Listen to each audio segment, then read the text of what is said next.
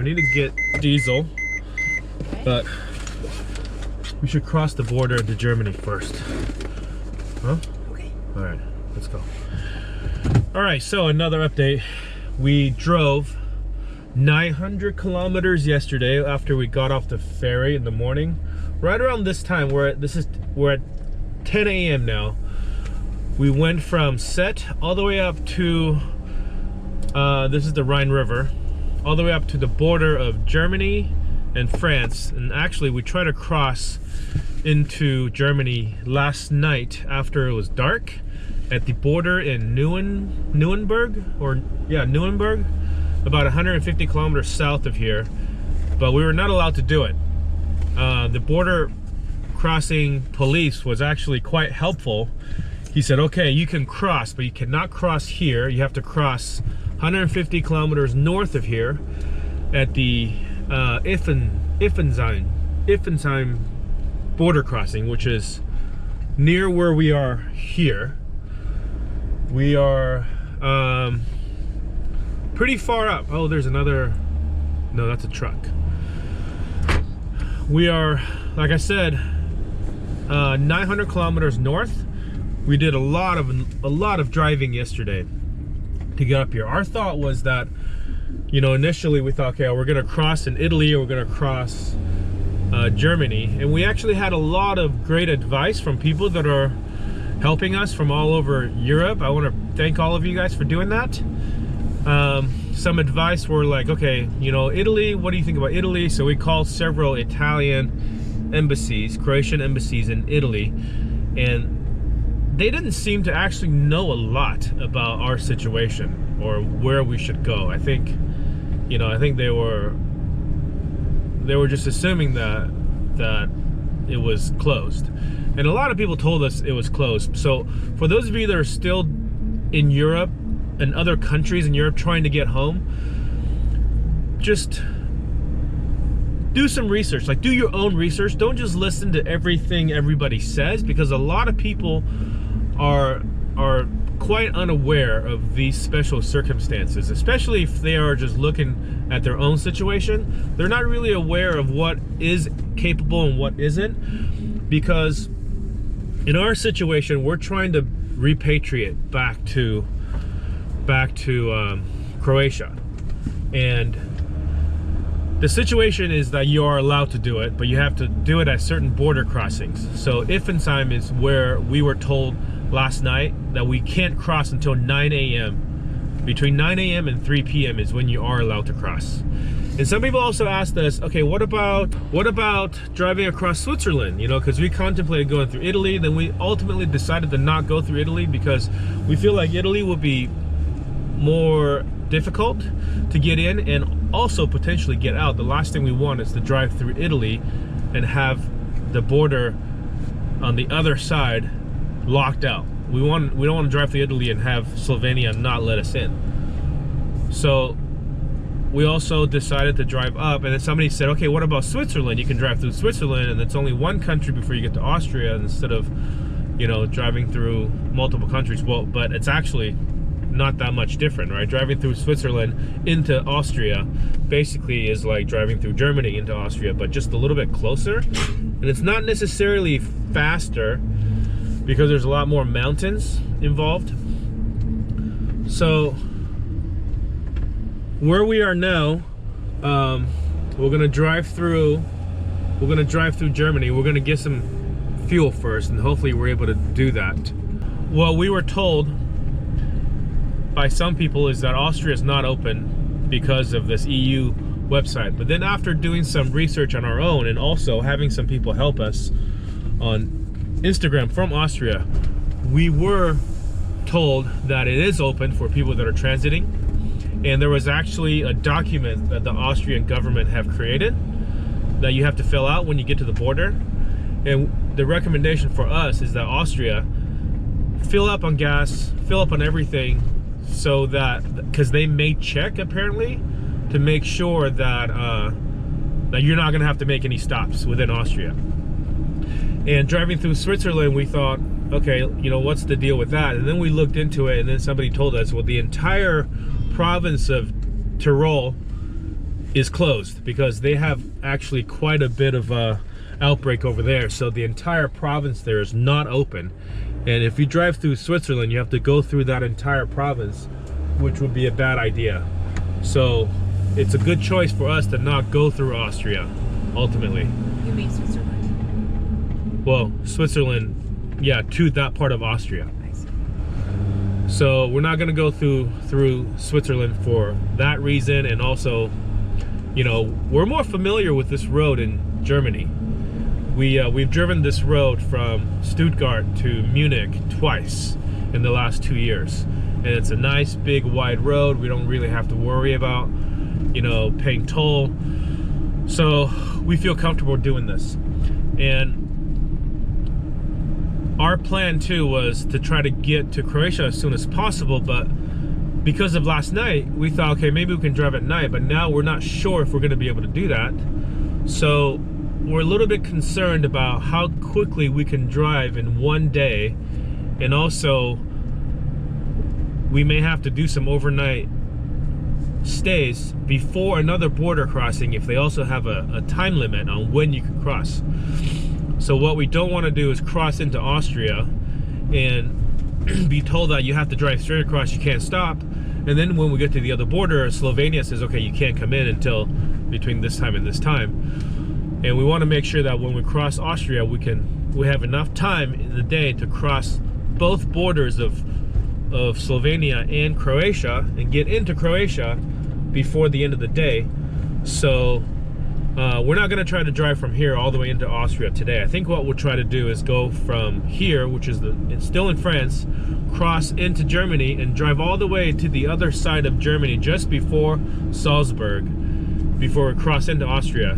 Then spend a night on the Germany side again, and then the following day we should be able to go from Salzburg all the way into crossing the border into Croatia, and either continue driving throughout the night to Split where we need to go, or if we have to stop, we'll be stopped somewhere overnight in Croatia, and then there'll be no more border crossings for us to get in. So for now, we're going to try to get to Iffensheim and cross the border there into Germany, and I'll give you guys more updates then.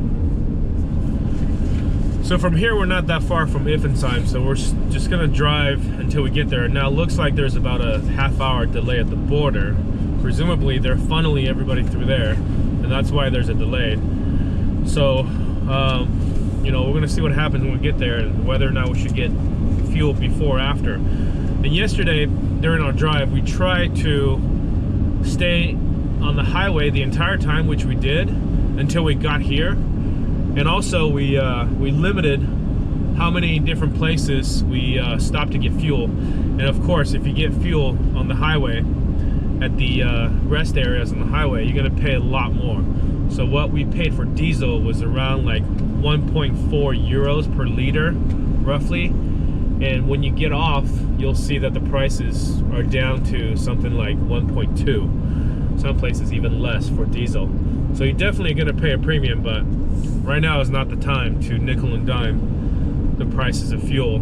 You know, it's better to be safe, I guess. You know, pay the higher prices on the toll roads. And we paid a lot of toll yesterday. Yesterday, the 900 kilometers we drove, we paid probably, I want to say, 110 euros in tolls. There were two big tolls where you take a ticket and you drive, you know, a good like 300-400 kilometers, and then each of those were close to 50 euros. And then we paid another two separate ones that were like around 5 to 10 euros each. So yeah, you're gonna pay a lot of money driving through France. But the nice thing is, it's fast, it's big. Most vehicles on the road are trucks delivering freight. We didn't get stopped at all yesterday. And last night when we stopped at this this parking lot, we were concerned whether or not somebody will come and knock on our door. So we took our special circulation exception paperwork and we stuck it to our window. We taped it to our window before we put our window covers up. So we didn't get a knock, even though the place that we stayed at was on Park for Night, and it's a parking lot next to a ferry across the Rhine River to go to Germany, which is not operating at the moment. We didn't get a knock. We don't know if just they didn't come check, or if somebody did come and saw the sign and left us alone. We don't know, but that worked. And we were really concerned because we know that camping all around France is not allowed technically right now, but we know people that are stuck here, that are in some of these self-service campgrounds that are still, you know, allowed to be there because they really can't go anywhere else. And yesterday it got much colder than here last night than where we were the previous days. In fact, last night it got to 26 degrees Fahrenheit, which is about -3 Celsius. So we had to run our heater this morning. It was cold last night, but we were warm enough inside under our blankets. And we haven't had to do this. We haven't had to run our heater in months. But it is getting cold up here. But it makes sense because we've been doing nothing but driving straight north all day yesterday, all 900 kilometers, just about 500 miles, getting up to where we are. And hopefully today, all we will be doing today is drive east and start dipping back south. Today, if all goes as planned, we'll cross into Germany and get on the Autobahn and drive all the way across Germany till just before Salzburg. And hopefully, no incidents. So far, so good.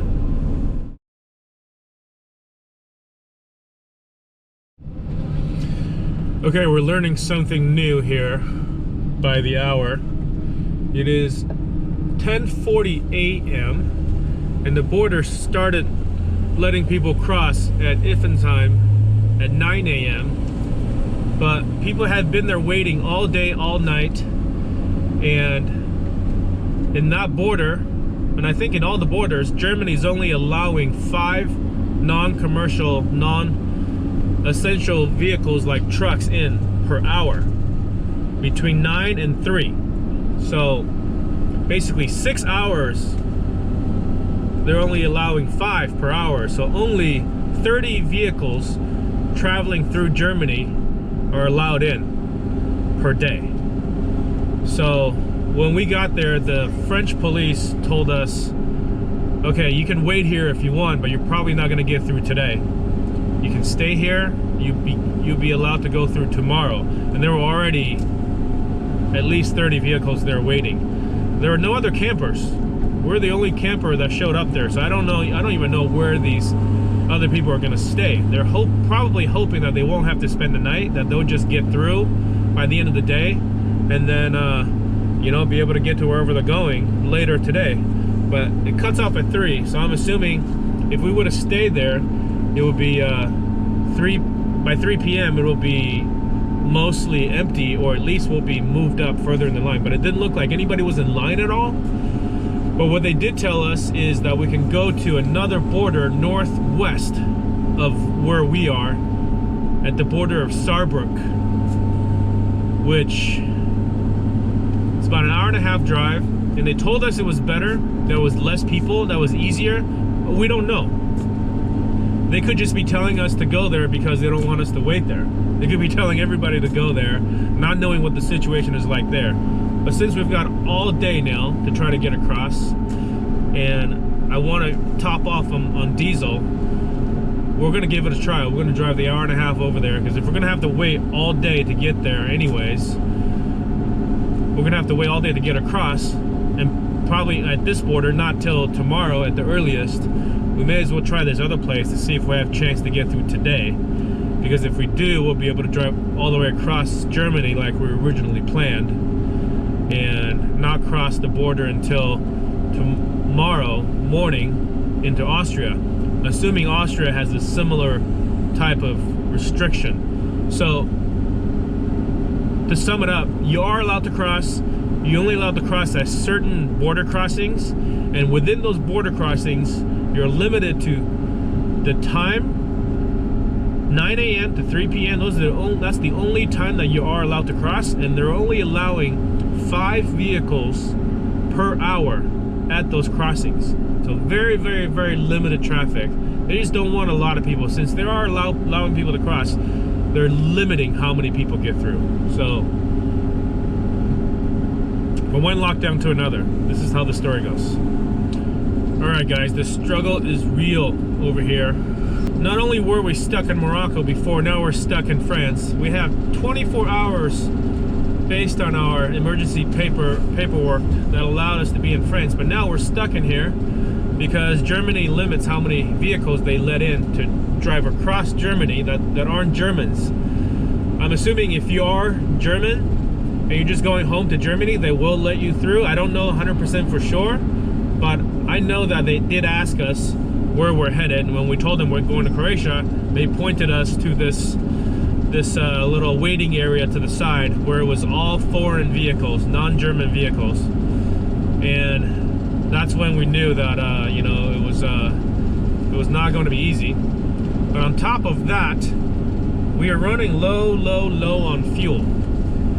It was a mistake that we made by not getting fuel last night while we could, because we were hoping last night that we were going to get to a air or maybe cross into Germany last night. But last night the German border crossing was closed in Nuremberg where we tried. They told us to go to Iffensheim, so we said, okay, let's just go try to stay at a place that's safe for the night. So we didn't get gas. We figured we'd get gas this morning once we crossed the German border, but now they're telling us at that border that we can't cross either. So now we're pretty low on fuel. So we've also heard a lot of fuel stations not open, so we tried one in a village, and as luck would have it, it was a hole in the ground. It was torn down, being rebuilt. So now we're back on the toll road trying to get to Saarbrück, which is the border that we were told to try. Very, very low on fuel. We're hoping that this air with the BP fuel station is open up 300 meters ahead. It should be, because I think we're on the toll road and all the airs in France should have their fuel stations open. Maybe not all, but the 2 that we've gotten diesel at so far have been open. So I can see the exit now, and let's hope that we are able. There's no roadblocks or anything. There's no sign saying that it's not open. Let's hope that it is open, and we can top off on diesel. No prices. Okay, this is not a good sign. There are no prices showing on the signs. That's not a good sign.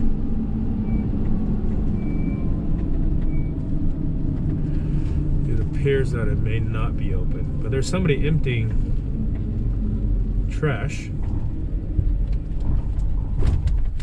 Oh, I'm gonna go to that one. I think this is for... Okay, maybe it is open. Somebody emptying trash. Let's try.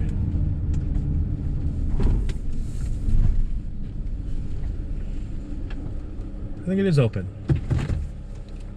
Is this diesel? Yeah. Okay, we're gonna give it a shot. It was close, but we did get 90 euros of really expensive diesel. Almost 1.5 euros, 1.489 euro per liter. You guys can do the math and to figure out what that is in the US per gallon, dollars per gallon. Where's my keys? Been losing my keys lately.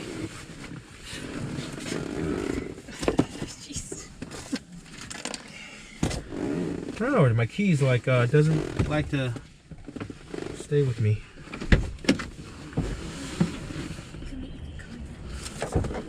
Okay, got the keys.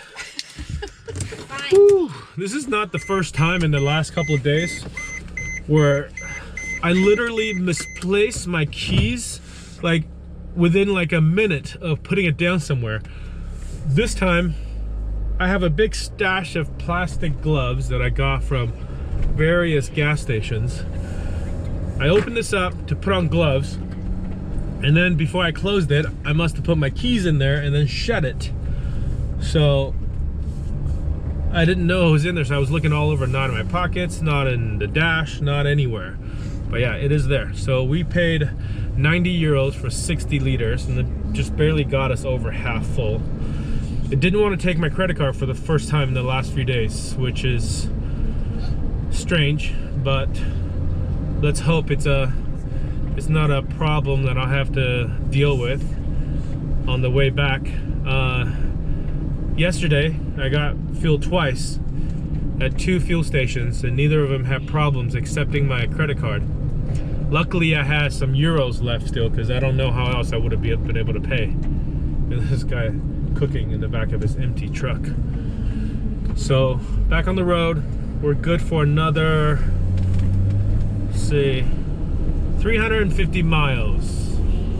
That's roughly 600 kilometers. So hopefully we get to a place I can really top off on the rest of my fuel tank and be able to get across into Germany. Okay, so we made it to Saarbrück. We're at the border. We'll see what happens. There's less people waiting to cross, it seems. And then there's a police station right on the border, so I feel like that they have a lot better information here. And we've just been asked to come to the side with all the other European Union vehicles, and we're asked to wait 5 minutes and see what happens.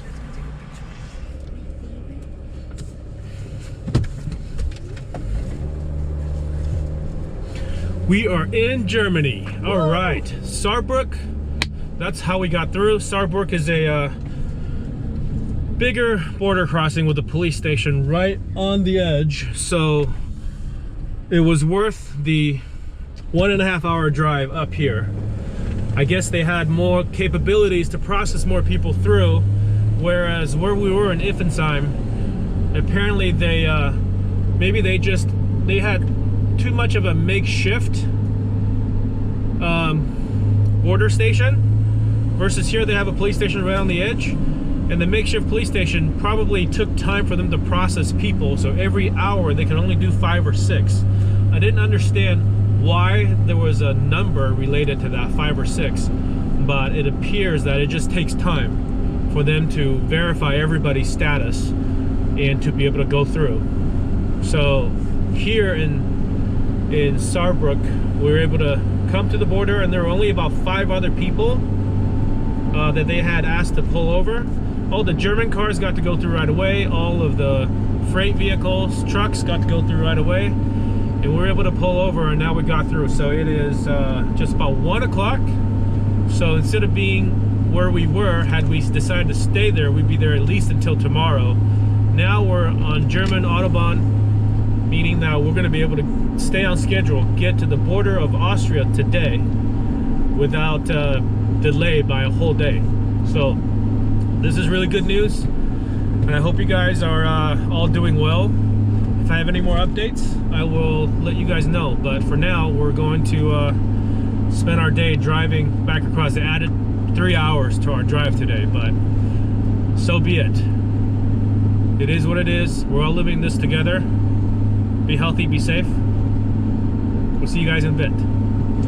So we've been driving for, well, it's 7:30 now. We left this morning at about 9:30, 10 o'clock when we got to the first border, and got turned around and then drove an extra 3 hours there to the other border, and then back to where we started, but on the Germany side. So since then we have been driving for another about 3 to 4 hours through Germany, which is our plan. Our original plan was only that we were going to drive 300 miles or about 500 kilometers, but so far we will be looking at about another 850, 900 kilometer, a little over 500 mile day today, which was not the original plan, but I'm glad that the day went the way it did on our day that we were supposed to drive less, because we had room for error. We were able to accommodate for that. So now we are about an hour and a half from the border of Germany and Austria, just outside of Salzburg, which is where we're gonna go. So I want to give you guys a bit of a wrap up for our experience leaving France and getting into Germany and driving through Germany today.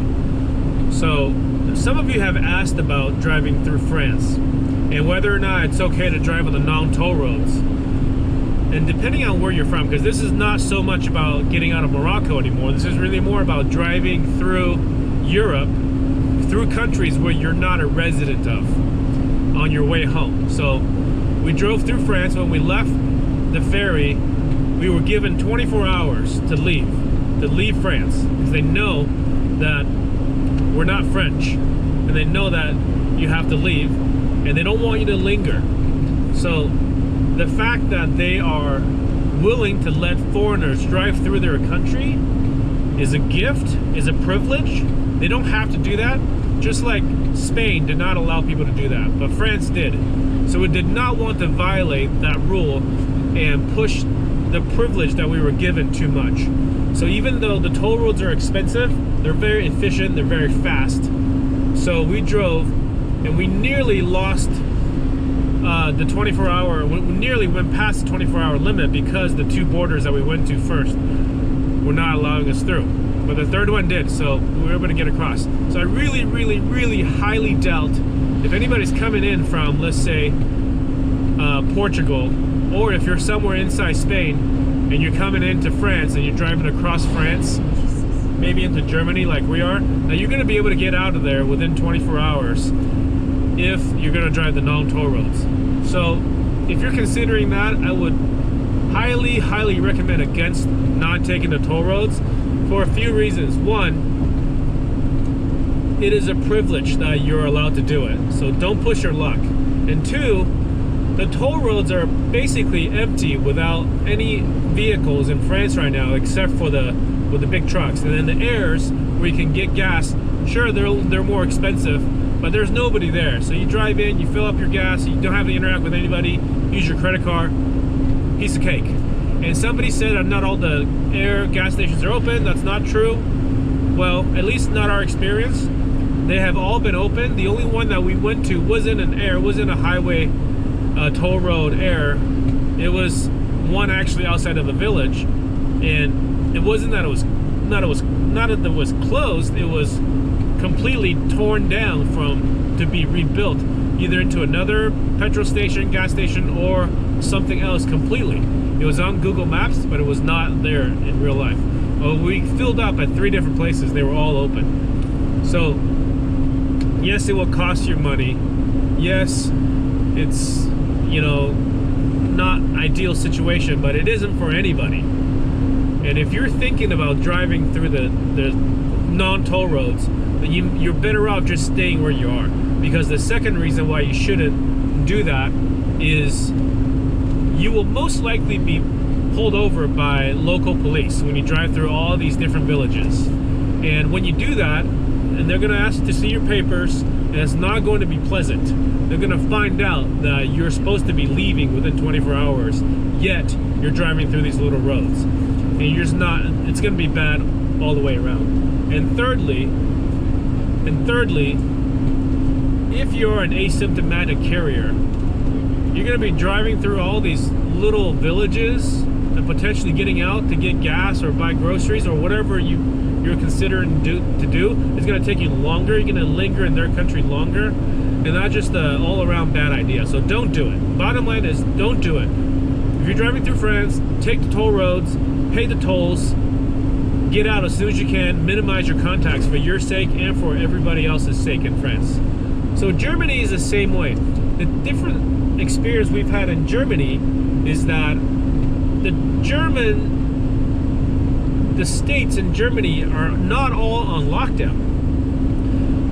Because they're so good at following their no contact policy that's in place right now, there's a no contact ban. You can only stay within 6 feet of each other if you live in the same house, or if they're your direct family member that you're in contact with when you're in your apartment or your house. But when you're outside, you cannot make contact with other people. You got to stay far away, 2 meters or something like that. So you can actually still go to the store. You can still, the people are still on the road. The roads in Germany are much, much more crowded than it was in France. So it's been a little bit harder to drive around in Germany because there's actually some driving past. We drove past Stuttgart. We're about to drive past Munich. There's some traffic, honestly.